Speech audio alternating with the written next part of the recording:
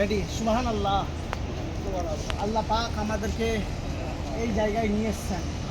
আমরা এতদিন থেকে আমরা শুনছিলাম, জালসাতে আমরা শুনেছি, আমরা ওয়াজ নসিহতে শুনেছি দাইয়াতুল কালবি।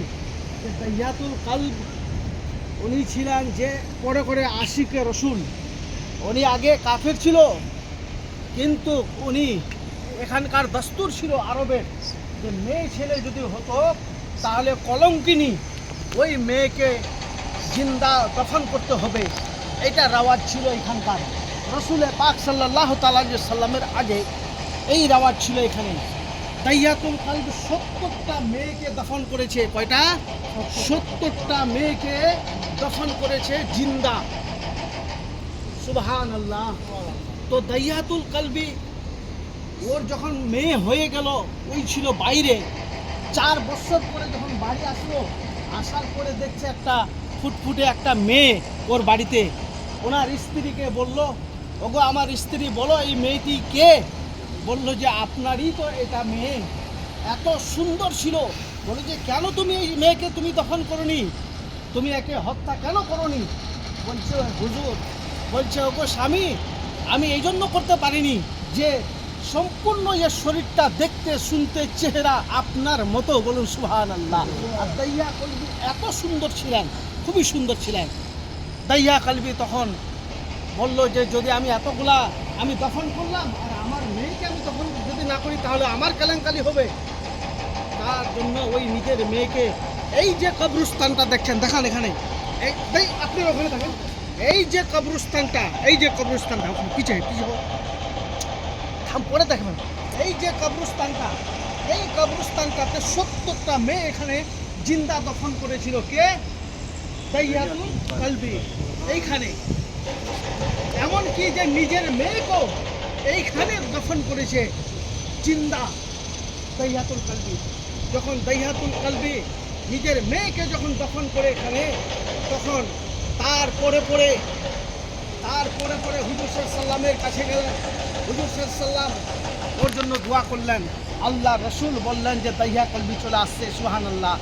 দাইয়া কালবি যখন রসুলে পাক সাল্লামের দরবারে পৌঁছালো, এবার হুজুর সাল্লাল্লাহু তাআলা আলাইহি সাল্লামকে বলছেন, ইয়া রাসূলুল্লাহ, ইয়া হাবিবাল্লাহ, আমাকে কালমা তাইয়্যিবা পড়ান। আল্লাহ রসুল কালমা তাইয়্যিবা পড়ালেন। পড়ার পরে বললেন দাইয়া কালবি, ইয়া রাসূলুল্লাহ, ইয়া হাবিবাল্লাহ, আমি যা গুনাহ করেছি আমার মতো পৃথিবীতে কেউ গুনাহ করেনি, আমার কি সে গুনাহটা নষ্ট হবে? আল্লাহ রসুল বললেন, তুমি বলার আগেই হয়ে গেছে। বলুন সুবহানাল্লাহ। মদিনা সাল্লাল্লাহু তাআলা আলাইহি সাল্লাম দাইয়াতুল কালবিকে মুসলমান করার সাথে সাথে, কালমা পড়ার সাথে সাথে, ঈমান নিয়ে আসার সাথে সাথে কি হয়েছিল? সমস্ত গুনাহ ওর মাফ হয়েছিল। তখন সম্পূর্ণ ঘটনাটা আল্লাহ রসুলকে বললেন, ইয়া রাসূলুল্লাহ, ইয়া হাবিবাল্লাহ, এই থেকে এই ঘটনা। আল্লাহ রসুল বললেন আর চলবে না। সেখান থেকে মেয়েদের সম্মান মর্যাদাকে আল্লাহ রসুল বাড়িয়ে দিয়েছিলেন। বলুন সুবহানাল্লাহ।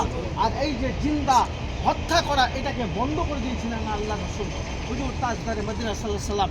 এই জায়গাতে সরকার অনেক চেষ্টা করেছে, করতে পারে না। এখানে দর্শনের জন্য এই জায়গাতে রেখেছে, যেন পৃথিবীর লোক আসে আর এই জায়গাতে যেন দর্শন করে। আপনারা দেখেন, কাছে যেয়ে দেখেন, কাছে যেয়ে এবার দেখেন। সুবহানাল্লাহ। দেখে নেন, দেখার পরে আমরা তারপর দোয়াটা করবো। এখানে এই যে ছোট ছোট পাথরগুলা রাখা আছে, এই পাথরগুলা রাখা আছে, দেখতে পাচ্ছেন? এই পাথরগুলা এমনি নমুনা রেখেছে আর কি, বুঝতে পারছেন? এই এমনি নমুনা রেখেছে। এই জায়গাটা ৭০টা মেয়ে এখানে জিন্দা দফন করা হয়েছিল। সুবহানাল্লাহ, সুবহানাল্লাহ। আচ্ছা, আমরা একবার দোয়াটা করে নিই কি? হ্যাঁ, দোয়াটা করি। পিছে পিছে পিছে পিছে আমিন। আপনি ধরেন, আমি করে নিচ্ছি। হবে? আল্লাহুম্মা আমিন। আল্লাহুম্মা সাল্লি আলা সাইয়্যিদিনা শাফিয়ানা মাওলানা মুহাম্মাদিন কামা তুহিব্বু ওয়া তারদা বিনা সাল্লি আলাইহি সালাতাম ওয়া সালামান আলাইকা ইয়া রাসূলুল্লাহ। ইলাহুল আলামিন, পাক পরওয়ারদিগারি আলম। আল্লাহ গো, আমরা ওই জায়গাতে পৌঁছেছি মওলা যে জায়গাতে ওই জামানা, জাহিলিয়াতের জামানায় এখানে জিন্দা গোর করতো, মেয়েদেরকে দফন করা হতো। আমরা ওই জায়গায় পৌঁছেছি। হে পরওয়ারদিগারে আলম, তুমি তোমার হাবিবের ওসিলাতে এনাদের সাদকাতে মাওলা আমাদের সমস্ত জীবনের গুনাহকে তুমি মাফ করে দাও মাওলা। মাওলা আমাদের খানদানে যত মাইয়াত আছে সমস্ত খানদানের মাইয়াতকে তুমি জান্নাতবাসী করে দাও মাওলা।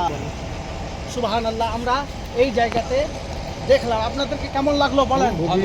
ইনশাআল্লাহ আমাদের যে তাজ ট্যুর অ্যান্ড ট্রাভেলসের মাধ্যমে আমরা এসেছি, আমরা কালিয়াচকের আমরা কালিয়াচকের নিবাসী, আমরা কালিয়াচকের মালদার নিবাসী। আমরা এখানে হাজিদেরকে ভালোভাবে নিয়ে আসে আমরা জিয়ারতগুলা করাই।